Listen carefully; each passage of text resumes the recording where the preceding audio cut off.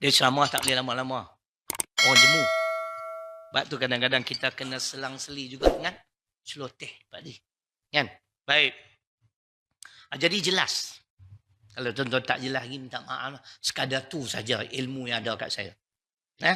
Jadi, matlamat Hijratul Rasul, pertama menegakkan sebuah negara Islam, kemudian melaksanakan syariat Islam. Ingat, Islam bukan semata-mata soal syariat, tapi salah satu. Yang ni kalau tak ada pun, macam mana negara nak jadi sebuah negara yang maju? Kalau pemimpin kaki selewing, minta maaf lah. Kan? Macam sebuah negara kan? Negara kat mana awak tahu? Kan? Nasib baik tak bengkerak ni Pak Ji. Kan? Tu cerita dia. Minta maaf lah.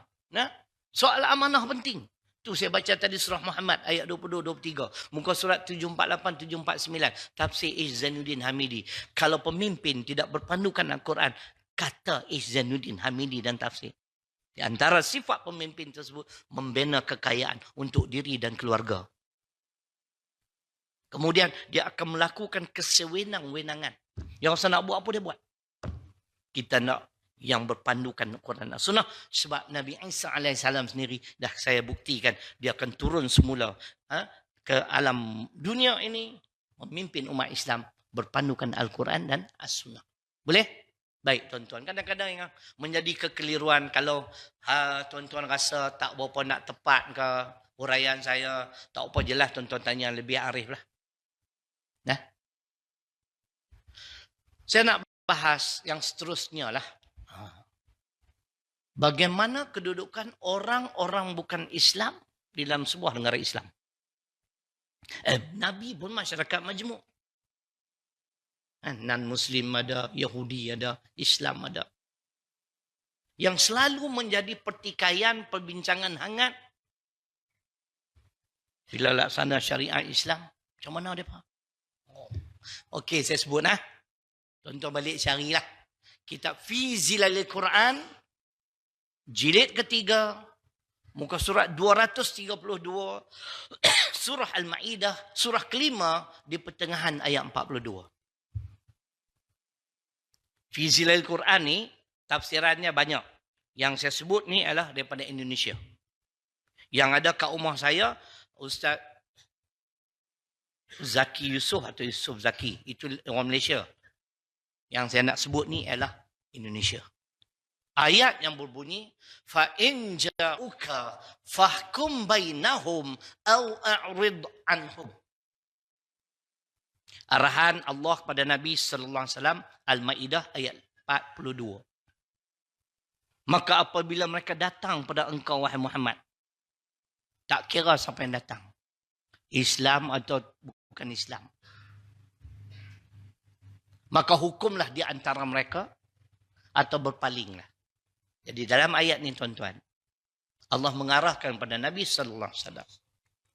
Orang bukan Islam diberi pilihan. Mau nak Islam pun boleh, tak mau pun boleh. Jadi timbul masalah tak? Ada masalah tak? Kalau dia tak mau. Ada masalah? Ada masalah. Ada pula yang kata, kalau macam tu Ustaz, orang Islam mencuri dipotong tangan. Orang bukan Islam tak dipotong tangan. Di mana keadilan? Kita jawab ayat tadi, ini perintah Tuhan. Faham Haji? Panggil Haji boleh? Tengok pakai serban? Okey Alhamdulillah. Dah pergi Haji dah? Tak apa, tahun depan kita pergi 2. Perintah Tuhan, Saiful. Allah bagi pilihan. Mau pun boleh, tak mau pun boleh. Jadi kita ikut perintah Tuhan, adakah kita tak betul? Satu. Dalil orang bukan Islam tidak boleh dipaksa. Seterusnya Al-Baqarah 256. La ikraha fid din. There is no compulsion in religion. Tidak ada paksaan dalam agama. Kita hanya berdakwah. Kalau kita paksa, kita bimbang dia masuk Islam, tak ikhlas. Faham tak? Dalil ketiga. Surah Yunus. Surah ke-10 ayat 99. Saya nak bagi tuan-tuan faham sekadar ilmu yang ada kat saya lah. Kalau tak betul, minta maaf lah. Tapi saya yakin insyaAllah betul. Sebab ayat Quran. Walau sya'a rabbuka la'amana man fil ard kulluhum jami'a afa anta tukrihun nas hatta yakunu mu'minin. Surah Yunus surah ke-10 ayat 99. Nabi ditegur oleh Allah Subhanahu wa taala dalam kitab tafsir sebut. Dan kalau kami kendaki wahai Muhammad sallallahu alaihi wasallam, kami boleh jadikan seluruh umat manusia beriman kepada kami. Kami ini Allah Taala. Tapi kenapa sebut kami? Kalau kita bahasakan kami, makna lebih daripada seorang. Awak datang berapa? Kami datang naik kereta. Kami makna lebih daripada seorang. Tapi kenapa ulama terjemah Allah kami? Untuk membesar dan mengagungkan Allah. Tidak ada yang paling besar. Tidak ada yang paling agung kecuali Allah. Kalau Allah ada dua, balik awal kita. Sebab tu tuan-tuan, Perdana Menteri pun tak boleh ada dua. Dia kena ada satu. Kalau ada dua Perdana Menteri, kelang kabut tak negara? Dua Presiden. Dua yang di-Pertuan Agong. Hak seorang tu kata sila duduk, jangan lari. Agong ni pelawak ya tuan. Tak boleh. Mana dalil? Dalil Al-Anbiya surah ke-21 ayat 22. Lau kana fihi ma alihatu illallah la fasadata. Kalaulah Tuhan tu lebih daripada satu, berlaku kerosakan. Boleh? Okey ya. Dulu UiTM. Belajar bidang apa? Diploma ke degree? Sekarang kerja apa? Oi, ini mesti jutawan ni. Oh, kalau sebut jutawan, amin selalu. Buat bisnes sendiri. Alhamdulillah. Zakat banyak apa? Bagi sekolah aku sikit. Sekejap lagi aku nak tengok dia nak bagi, tak bagi. Itu dalil. Dia satu Tuhan.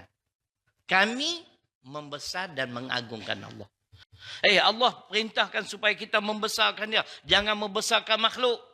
Wa rabbaka fakabbir al-muddathir surah ke-74 ayat 3. Dan Tuhanmu besarkanlah dia.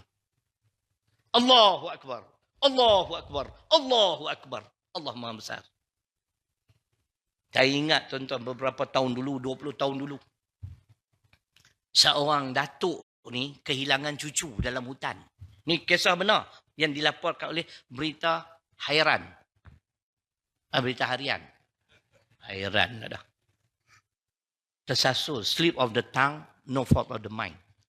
Patah Inggeris. Jadi dia cari cucu dia dalam hutan.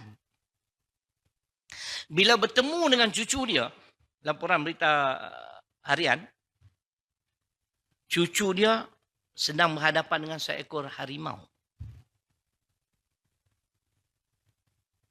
Kan? Tapi alhamdulillah dengan pertolongan Allah, selamat. Orang tanya dia, bagaimana Encik dapat selamatkan cucu? Saya masa tu dah panik. Saya tak ingat kalimah lain. Allahu Akbar, Allahu Akbar, Allahu Akbar. Itu ayat Quran tu tuan-tuan. Kan? Ada ayat tu? Ada. Khutbah kedua. Inna Allah ya'muru bil adli wal ihsan wa ita'idil qurba wa yanha 'anil fahsya'i wal munkari wal baghi ya'zukum la'allakum tadhakkarun fazkurullaha al-'azim yadhkurukum. Ujung. Washkuruhu 'ala ni'amihi yazikum was'alu min fadli yu'tikum wa la dzikrullahi akbar. Wallahu ya'lamu ma tasna'un. Kataan Allahu Akbar tu, Pak Haji, harimau tu lari, lintang pukang. Kalau tak kena orang tua tu sebut hidup Melayu, aku ingat kepala dia kena baham dengan harimau. Betul, nasib baik dia tak sebut hidup Melayu. Sebab tu tuan-tuan, bila kita melatah, biasakan diri kita. Sama ada bismillah ataupun Allah Akbar. Saya memang itu saya amat Tuhan tunjuk barakah perkataan Al-Quran ini. Boleh? Nah, maka selamatlah si cucu dia tu dengan pertolongan Allah, dengan kalimah Allahu Akbar. Allah Maha Besar. Tak ada yang paling besar. Siapa yang meyakini Allah paling besar, orang ni akidah betul. Tapi kalau dia meyakini ada pemimpin yang paling besar, yang paling berkuasa, dia bukan orang alim. Dia orang jahil. Ini dia, Quran. Muka surat 700. Surah Fatir. Surah ke-35. Ayat 28. Tuan-tuan dengar huraiannya. Ayat ini banyak pandangan tentang arti ayat. Innama yakhshallaha min ibadihil ulama.